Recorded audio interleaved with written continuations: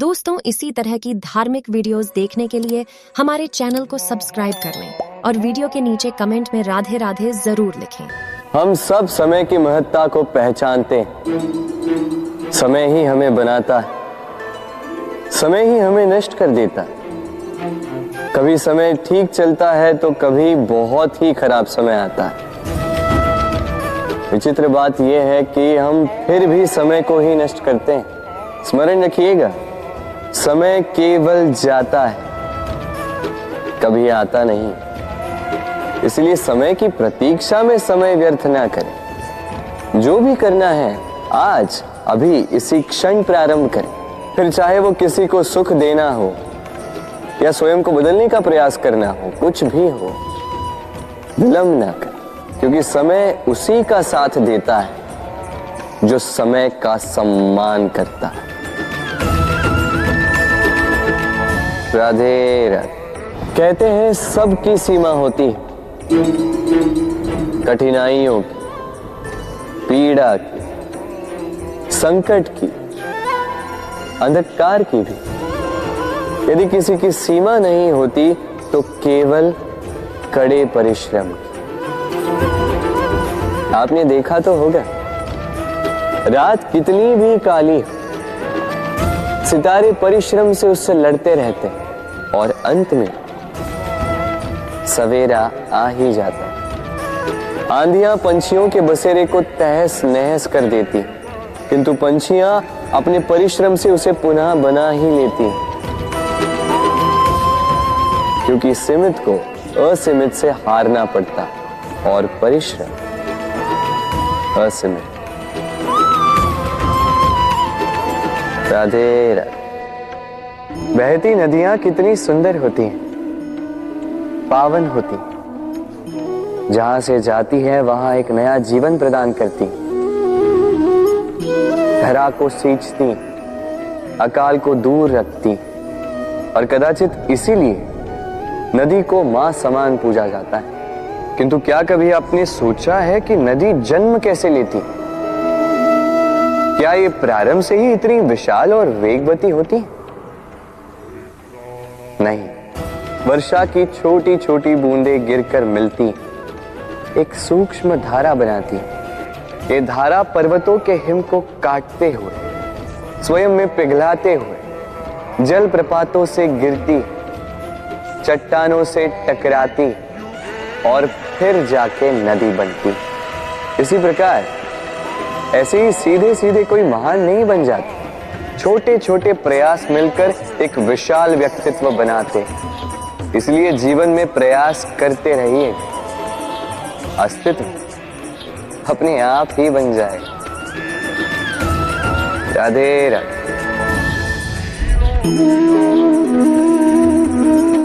ये पुष्प देख रहे हैं आप? ये वही पुष्प है जिसका जीवन इस डाली पर आरंभ हुआ। पहले कलिका बनकर फूटा, फिर धीरे धीरे मुख खोला, फिर अपने पंखुड़ियों का विस्तार किया, देखने वालों की आंखों में प्रशंसा देखी, मधु के लिए तितलियों को ललचाया और फिर डाली से टूटकर नीचे गिरा हुआ पाया। क्यों? नियति ने ऐसा क्यों किया? सोचिए। क्योंकि उस डाली पर टिके रहना इस पुष्प के जीवन का ध्येय कभी था ही नहीं।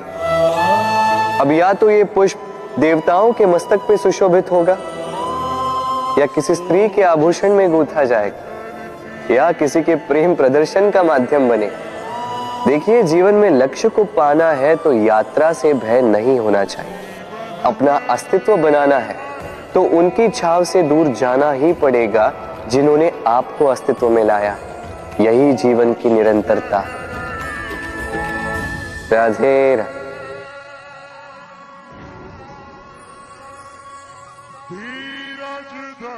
होता है, सागर का जल खारा होता है और किसी नाले का जल दुर्गंध से भरा। क्यों? नदी का जल मीठा होता है क्योंकि वो सबको जल देती है। सागर जल लेता है, इसीलिए खारा होता है। और नाला उसका बहना रुक जाता है और इसी कारण से वो दुर्गंधपूर्ण हो जाता है, किसी काम का नहीं रहता। हमारे जीवन में भी कुछ ऐसा ही होता है। यदि नदी की भांति जीवन में कुछ देना सीखो तो जीवन में मिठास बनी रहेगी। यदि सागर की भांति बांटने के स्थान पर केवल संचय करते रहो तो मन में खटास बढ़ती रहेगी। और यदि नाले की भांति बहना छोड़ दो, कर्म करना छोड़ दो तो किसी काम के नहीं रहोगे। इसलिए बिना किसी विराम के कर्म करते रहो और जो कुछ भी आपके पास है उसे बांटना सीखो। मन प्रसन्न होकर बोलेगा, राधे राधे। मनुष्य में एक बड़ा ही विशेष गुण पाया जाता है, मूल्यांकन करना। क्या महंगा है, क्या सस्ता है। जिसे खरीदने के लिए अधिक धन लगे, अधिक परिश्रम लगे, वो महंगा। जिसे खरीदने के लिए कम धन, कम परिश्रम लगे, वो सस्ता। परंतु क्या यही पूर्णतः सत्य है?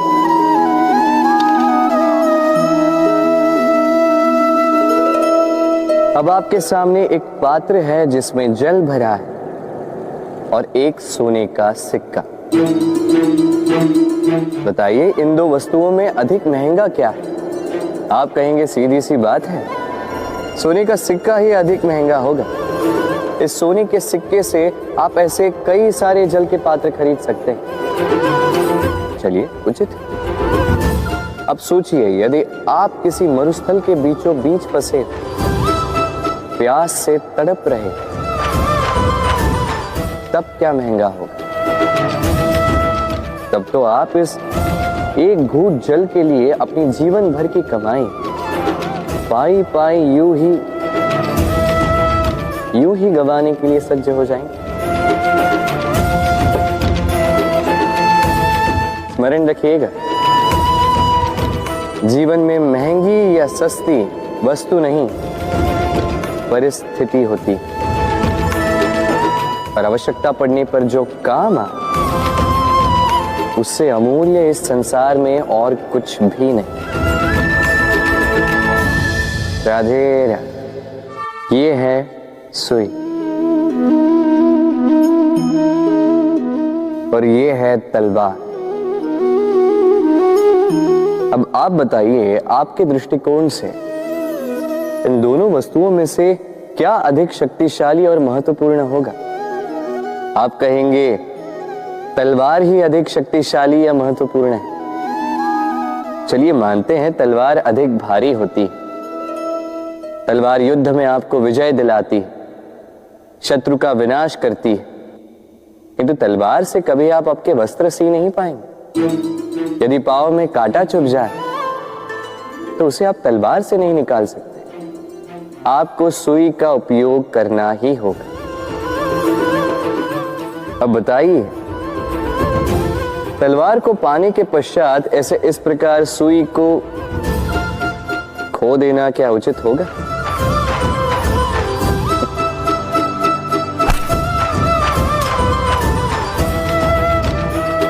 इसी प्रकार जीवन में संपन्न मित्र पाने के पश्चात आपके उन मित्रों को ना खोइए जो कम संपन्न हो, दरिद्र हो, क्योंकि वो आपके साथ तब थे जब आप कुछ भी नहीं थे, और आवश्यकता पड़ने पर वही आपके काम आने वाले हैं, संपन्न मित्र नहीं।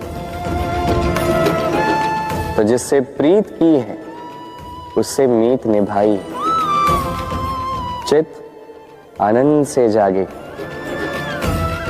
राधे राधे। कुछ बनाने के विज्ञान में पहले टूटने का ज्ञान आवश्यक है था। नई सोच बनाने के लिए पुरानी रीतियों को तोड़ना आवश्यक है। ये यात्रा, ये सीख केवल राधा के लिए नहीं बल्कि सभी के लिए। फिर सभी को इस दुर्गम और जटिल पथ से जाना ही होगा। मनुष्य भावनाओं में बहकर कभी कभी ऐसे अनुचित निर्णय ले लेता है जिसके कारण वो जीवन भर पश्चाताप करता है, किंतु जब कुछ खो कर पाता है उसे वो सहेज कर रखता है। बबूल का पेड़ कितना विशाल होता है,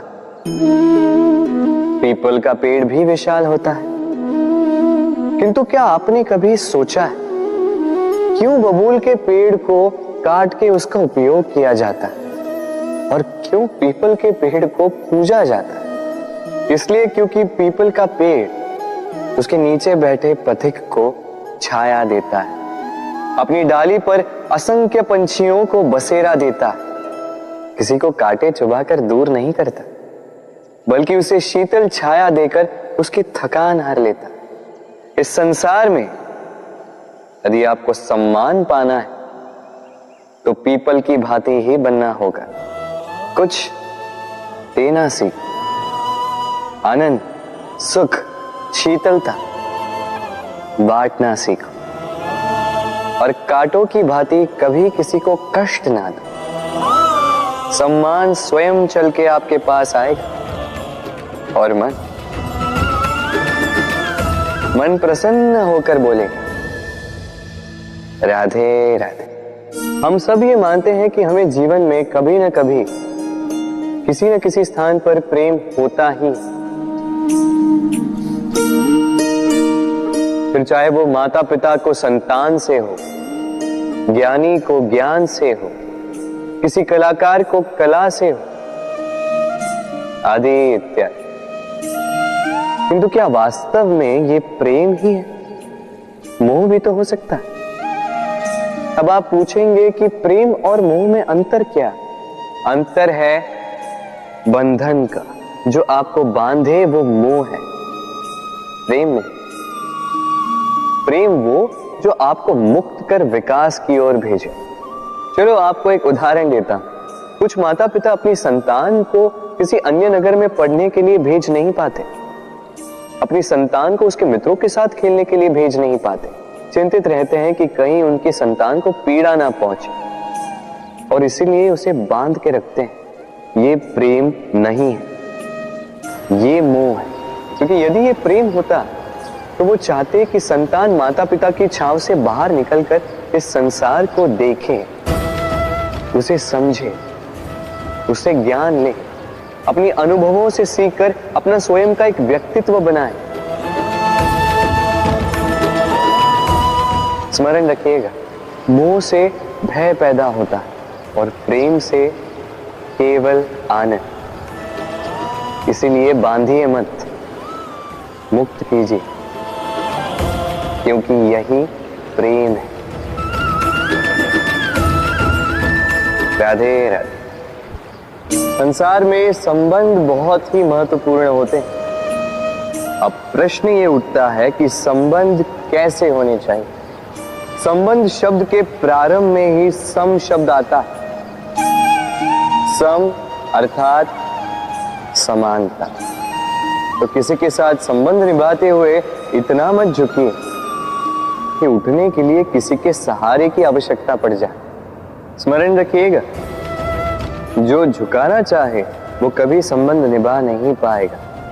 संबंध उसी के साथ जोड़ी जो आपको समान माने, आपको सम्मान दे, क्योंकि सम्मान से ही संबंध पनपेगा और बढ़ेगा।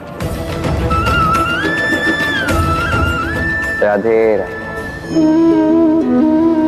कभी सोचा है जब माता संतान को जन्म देती है तो क्या होता है? 9 माह का गर्भ, प्रसव की तीव्र पीड़ा।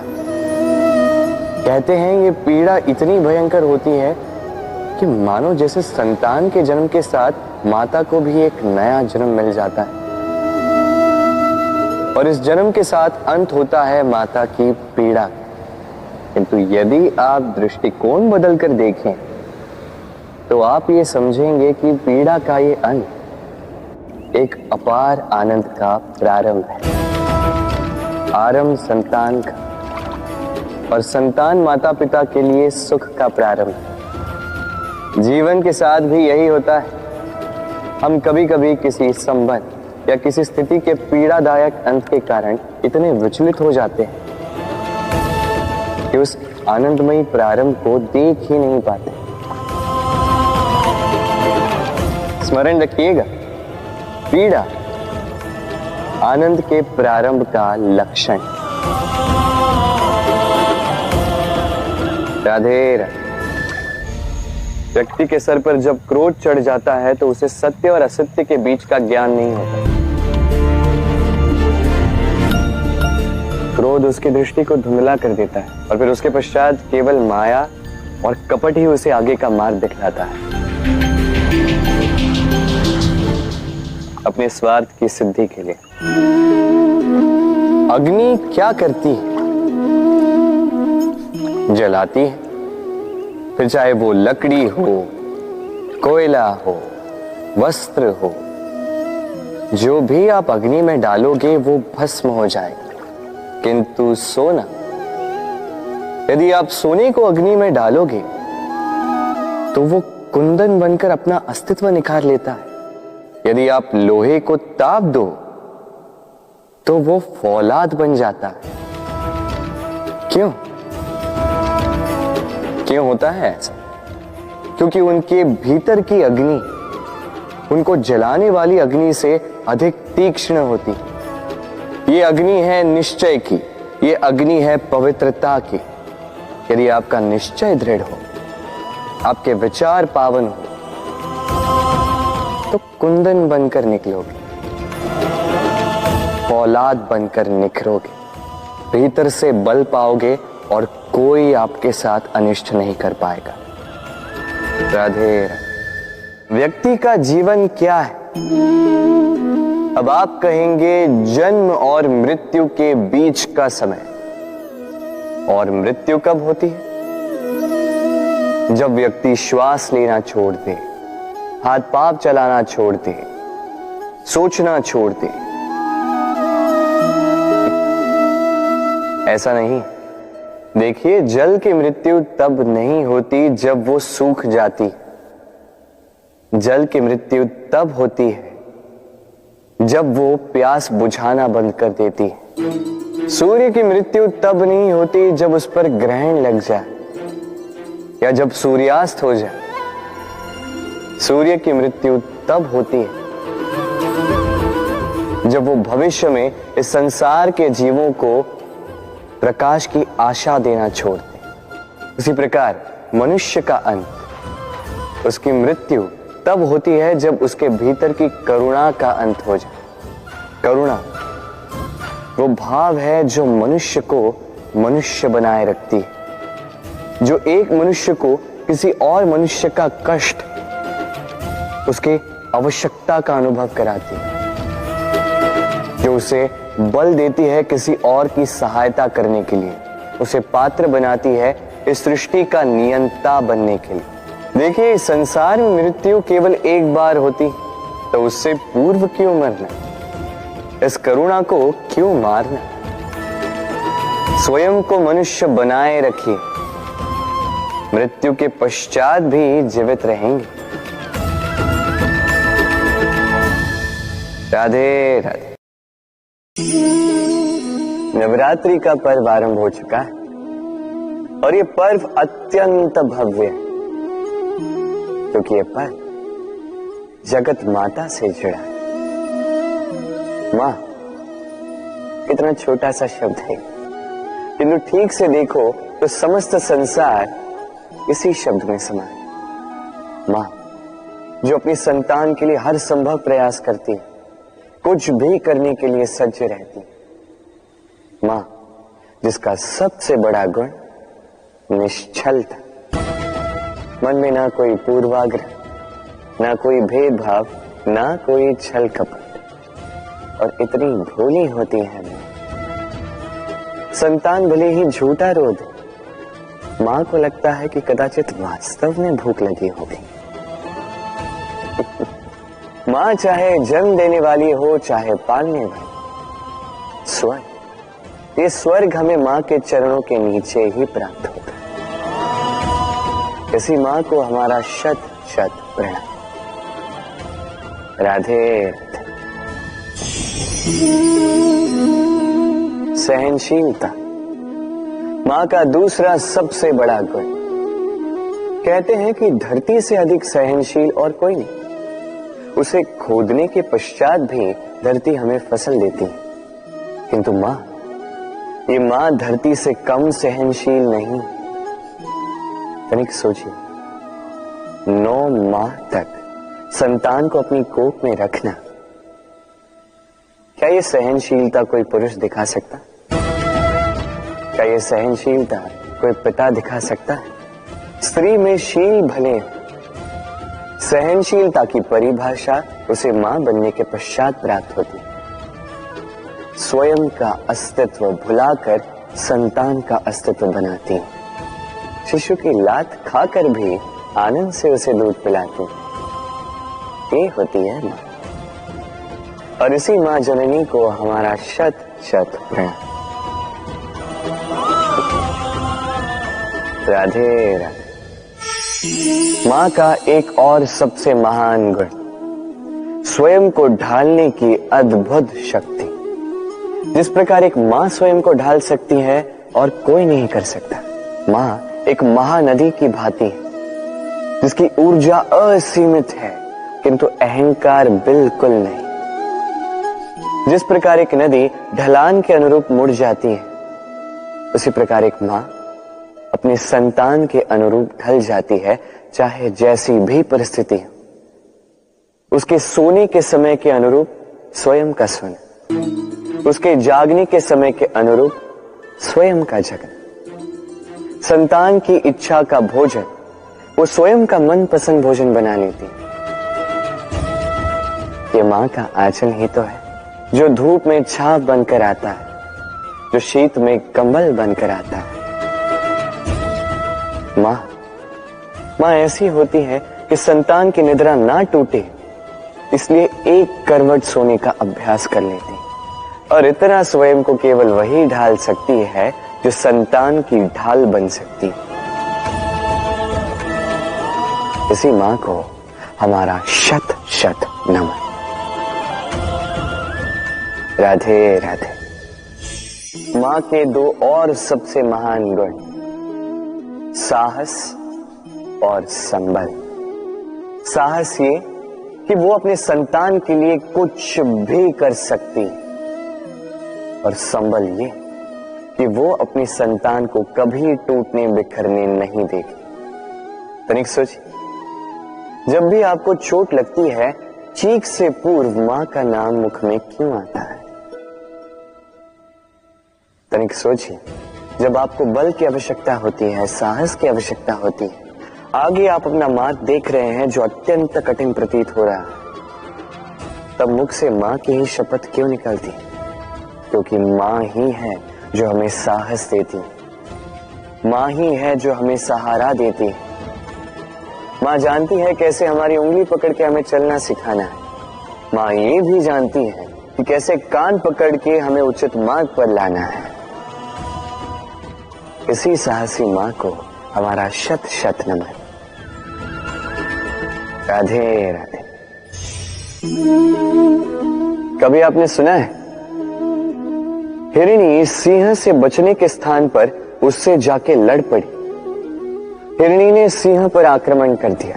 कभी सुना है? कभी नहीं।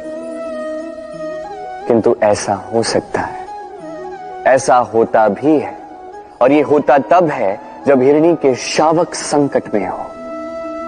जब उन्हें सिंह से प्राणों का संकट हो, तब हिरणी भी आके सिंह से लड़ पड़ती है, उससे भिड़ पड़ती है, क्योंकि वो मां है, और मां अपनी संतान के लिए कुछ भी कर सकती है। ये ममता है, ये जितनी कोमल हो सकती है उतनी ही कठोर भी हो सकती है, और अपनी संतान के हित के लिए वो क्रोध की पराकाष्ठा पार करते हुए अपनी संतान की सुरक्षा करके ही रहेगी।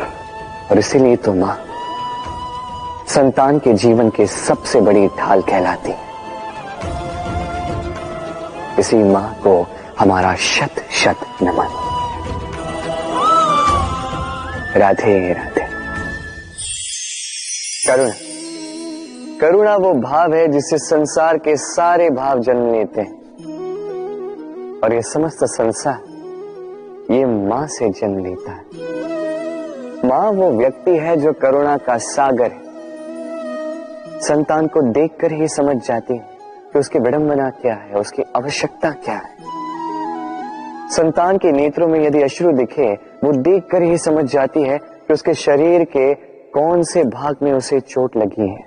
संतान के बिना कहे माँ समझ जाती है कि आज भोजन में संतान क्या खाएगी। ये होती है माँ। माँ करुणा का सबसे बड़ा रूप है। और आज के युग में मनुष्य जो है, थोड़ा भी आगे क्यों ना निकल जाए, माँ को तो पीछे ही छोड़ देता, माँ को भूल ही जाता है। ये भूल आप कभी ना करें, कभी ना करें, क्योंकि माँ वो करुणा है जो यदि आपके जीवन से चली गई, उसके पश्चात आप जीवन अवश्य जिएंगे, किंतु कभी जीवन जी नहीं पाएंगे। उसके पश्चात आपके जीवन से आपका ये मूल्यांकन, आपके जीवन से करुणा का ये भाव, ये भी आप खो दोगे। आपकी माँ सबसे अधिक महत्वपूर्ण है। यदि माँ को खो दिया तो समझ लीजिए सब कुछ खो दिया। इसलिए माँ को सदैव स्मरण रखिए, सदैव उसे प्रेम दीजिए और मेरे साथ कहें राधे राधे। आज विजयदशमी, वो दिन है जब श्री राम ने रावण का वध किया। वो दिन है जब श्री राम ने लंका पर विजय प्राप्त की। लोग कहते हैं कि ये अच्छाई की बुराई पर विजय का प्रतीक है। इसे देखने का एक और रूप भी है। जी हां, ये प्रेम के विजय का भी प्रतीक है, ये परिवार के विजय का भी प्रतीक है। आपको तो ज्ञात होगा ही कि रावण महाज्ञानी था, महाशक्तिशाली था, महादेव का परम भक्त था रावण। अब जो व्यक्ति कैलाश पर्वत उठा सकता था, वो व्यक्ति स्वयं एक कटे हुए वृक्ष की भांति श्री राम के चरणों में गिरा हुआ था। क्यों? क्योंकि राम के साथ लक्ष्मण था, वही रावण के साथ विभीषण भी नहीं था। एक और परिवार में बढ़ता प्रेम था, तो दूसरी ओर परिवार में बढ़ती दरार। स्मरण रखिए, यदि संसार पर विजय प्राप्त करनी है तो सर्वप्रथम परिवार में प्रेम बनाए रखना होगा। परिवार में केवल प्रेम बढ़ाइए, द्वेष कभी नहीं। आप सदैव सुखी रहें और जीवन की हर बाधा पर आप विजय प्राप्त करें। राधे राधे। देखिए, कल जो आने वाला है उसके लिए आज को व्यर्थ करना अनुचित है। हमें इस प्रकृति से यही सोच, यही सीख पानी चाहिए। आज का ये क्षण, ये कल नहीं आएगा, और कल जो क्षण आने वाला है वो आज को किसी भी प्रकार से प्रभावित नहीं करता। बस इसी सीख को ध्यान में रखते हुए आप सभी निश्चिंत रहिए।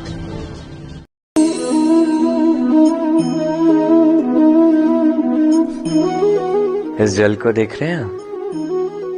ये मलिन है, इसमें कुछ गंदगी है, किंतु यदि आप इसे कुछ समय के लिए ऐसे ही छोड़ दोगे तो आप देखोगे ये मैल अपने आप इसके तले जाकर बैठ जाएगा।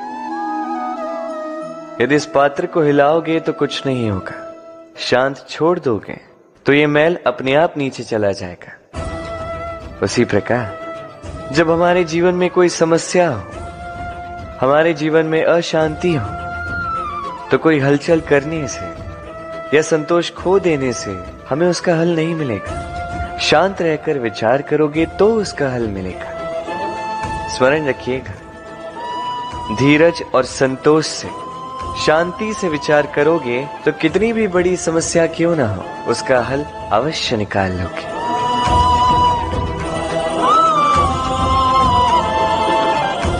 क्योंकि अशांति का सुझाव शांति ही है। राधे राधे। समय, कहते हैं समय से पूर्व कुछ नहीं होता। हर बात का एक समय होता है। समय से पूर्व न सूर्योदय होता है, न सूर्यास्त होता है। समय से पूर्व पौधों में न पुष्प खिलते हैं, न फल। किंतु एक बात सोचिए, यदि वर्षा आने से पूर्व किसान भूमि न जोते, वो बीज ही ना पिरोए, तो क्या फसल उगेगी? यदि योद्धा युद्ध से पूर्व अपने शस्त्र ही ना परखे, तो वो युद्ध कैसे लड़ेगा? इसका अर्थ ये है, समय आपका जब आना है तब अवश्य आएगा, किंतु तब तक ये महत्वपूर्ण है कि आप स्वयं को उसके लिए सज्ज रखें, क्योंकि ये अवसर, ये शब्द बोलने में जितना छोटा है, ये आता भी उतने छोटे समय के लिए है और फिर निकल जाता है। अब यदि अवसर आपके हाथ आ जाए और यदि आप उसके लिए सज्ज ही ना हो, तो आपको सफलता कैसे मिलेगी?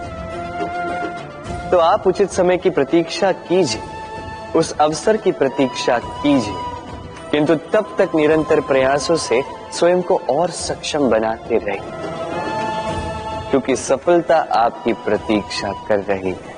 बस उसके लिए सज्ज रहिए। राधे राधे। वाणी मनुष्य को मिली सबसे अद्भुत भेंट। ये वाणी है जो मनुष्य को संसार में सारे अन्य जीवों से भिन्न बनाती है, संसार में सबसे ऊपर ले जाती है। इसी वाणी के कारण हम एक दूसरे से संवाद साध सकते हैं। मैं अपनी मन की भावनाएं किसी से व्यक्त कर सकता हूं, कोई और उसके मन की भावनाएं मुझसे व्यक्त कर सकता है। ये वाणी ही हमारी सबसे बड़ी ढाल भी है। अब देखिए ना, आपने देखा होगा किसी की वाणी मीठी होती है तो लोग उससे प्रेम करते हैं, उसे अपना मित्र बनाते हैं। वहीं किसी की वाणी यदि कड़वी होगी तो लोग उससे घृणा करते हैं, उसे अपना शत्रु मान लेते हैं। ये वाणी ही है जो भाषा बनकर हमारा इतिहास लगती है। किंतु क्या हम सच में वाणी के विषय में इतना सोचते हैं जितना हमें सोचना चाहिए? सोचिए, मनुष्य को बोलना सीखने में कितना समय लगता है? कुछ बालक 1.5 वर्ष की आयु में सीख जाते हैं, कुछ 2 वर्ष, कुछ 3। अब मनुष्य 1.5 वर्ष की आयु में बोलना सीख तो जाता है, पर क्या बोलना है ये जीवन भर सीख नहीं पाता। इस पे ध्यान केंद्रित कीजिए, समझने का प्रयास कीजिए कि बोलना क्या है। अपनी वाणी शुभ रखिए, अपनी वाणी मीठी रखिए, और इसी मिठास के साथ मेरे साथ आकर कहिए, राधे राधे। हम में से कई लोग अक्सर स्वयं को अकर्मण्य मान लेते हैं, सोचते हैं अब तक इतने प्रयास किए, कुछ नहीं मिला, कदाचित आगे भी कुछ नहीं मिलेगा, और इसीलिए अपने जीवन का सारा बोझ किसी और के कंधे पर डाल देते हैं, स्वयं पर विश्वास ही खो देते हैं। क्यों नहीं समझ पाते ये बात कि जब तक पांव में कांटा नहीं चुभेगा, व्यक्ति को ज्ञात कैसे होगा कि आगे नीचे देखकर चलना होगा। सूर्य को स्वयं जलना पड़ता है ताकि दूसरों को प्रकाश दे सके। रात्रि के अंधकार से लड़ने के लिए चंद्रमा को आकाश में अकेले चलना पड़ता है। नदी अपनी यात्रा कैसे बनाती है, अपना मार्ग कैसे बनाती है? इन चट्टानों से लड़कर बनाती है। यदि आप स्वयं आपकी सहायता करने में सक्षम नहीं रहे, तो निश्चित रूप से आपका यह जीवन व्यर्थ ही है। स्मरण रखिएगा, इस संसार में अपने जीवन का भार अपने ही कंधों पर उठाना पड़ता है। दूसरों के कंधों पर केवल शव यात्रा चलती है, और इस संसार में जीवित वही है जो आत्मनिर्भर है।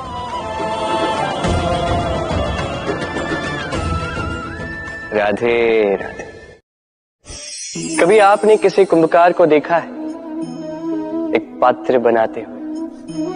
पहले गीली मिट्टी रौंदता है, फिर उसे मथता है, फिर उसे चाक पर चढ़ाकर एक उचित आकार देता। यदि आकार ठीक ना हो तो उसे तुरंत ही ठीक कर देता, क्योंकि उसे ज्ञात एक बार इसे आग पर रख दिया गया, एक बार इसे पका दिया गया, फिर उसके पश्चात उसका आकार नहीं बदला जा सकता। यहां पे छिपी है एक सीख। सारे माता पिताओं के लिए यहां एक सीख है।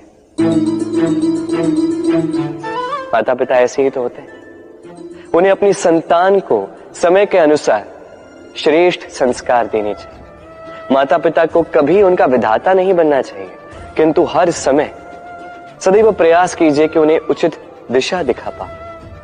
कभी कोमलता से, कभी प्रेम से, तो कभी कठोरता से उसके जीवन को, उसके व्यक्तित्व को आकार देने का प्रयास करना चाहिए। क्योंकि जिस प्रकार एक बार पकने के पश्चात उस पात्र का आकार नहीं बदला जा सकता, उसी प्रकार आयु बढ़ने के पश्चात संतान के संस्कार नहीं बदले जा सकते। स्मरण रखिए। राधे राधे। ईश्वर ने बेलों को खड़े रहने की शक्ति नहीं दी, ईश्वर ने यह शक्ति दी वृक्ष को। इसलिए बेलें वृक्ष का सहारा लेके खड़ी रहती, उसी पर फलती। अब ये बेलें दो प्रकार की होती, एक वो जो इस वृक्ष पर खिलती है, पुष्प गाती है, स्वयं भी सुंदर दिखती है, वृक्ष को भी सुंदर बनाती। दूसरी वो जो वृक्ष को पूर्णतः सुखा देती, उसकी प्राण शक्ति उससे सोख लेती और अंत में स्वयं भी मुरझा जाती। स्मरण रखिए, यदि कोई व्यक्ति सदैव आपके साथ खड़ा रहा, सदैव आपका संबल बनकर रहा, सदैव उसने आपकी सहायता की, और यदि आप उसके साथ छल करोगे तो आपका पतन निश्चित है।